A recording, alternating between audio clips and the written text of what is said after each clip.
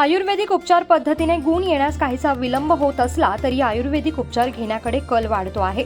त्यामुळे जिल्हा आरोग्य प्रशासनाने रुग्णांची गरज ओळखून स्वतंत्र आयुष रुग्णालय ठाण्यात उभारणार आहे। वागळे इस्टेट येथील सिव्हिल रुग्णालयाच्या प्रांगणात 50 खाटांच्या जिल्हा आयुष रुग्णालयात आयुर्वेदिक, होमिओपॅथी, युनानी सारख्या उपचार पद्धतीने रुग्णांवर उपचार होणार आहे। त्यामुळे पंचकर्म सेंटर, शिरोधारा, वमन बसीन सारखे उपचार आता सर्वसामान्य रुग्णांना घेता येणार आहे। आयुष मंत्रालयाच्या निर्देशानुसार राष्ट्रीय आयुष अभियानाअंतर्गत जिल्हा आयुष रुग्णालयाचं काम येत्या काही दिवसातच सुरू होणार असल्याची माहिती जिल्हा शल्यचिकित्सक डॉक्टर कैलास पवार यांनी दिली आहे। वागळे इस्टेट येथील सिव्हिल रुग्णालयाच्या परिसरामध्ये आयुष रुग्णालय बांधण्यासाठी 15 कोटी रुपये मंजूर झाले आहे। तर रुग्णालयाची संरचना, मनुष्यबळ, साधनसामुग्री, औषधी आणि निवासस्थाने यांचा सविस्तर कृती आराखडा देखील बनवण्यात आला आहे।